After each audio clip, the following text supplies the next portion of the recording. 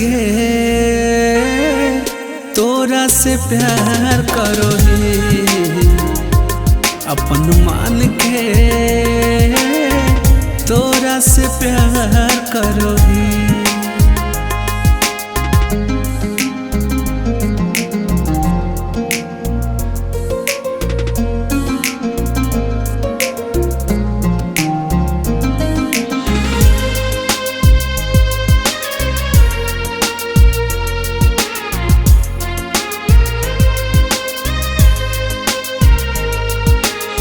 लाखों में से एक तुहके चुना हियो जान गे तोहरा के मानो हियो अपन परान गे। झूठा दिला हियो दिल के दिलासा नाही दिखा हियो प्यार के आसा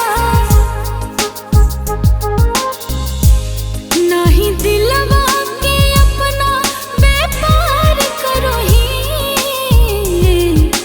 जान गे तोरा से प्यार करो हे अपन मान के तोरा से प्यार करो हे।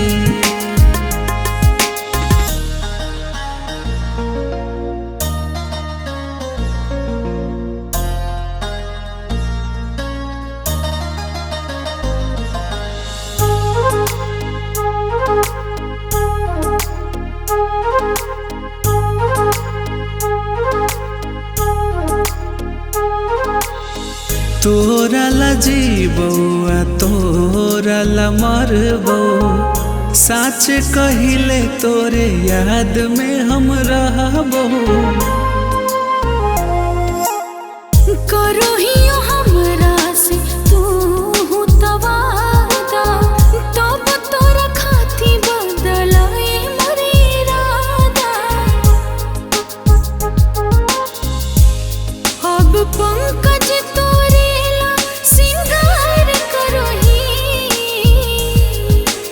जान गे तोरा से प्यार करो हे अपन मान के तोरा से प्यार करो हे। जान गे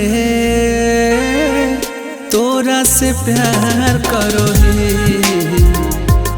अपन मान के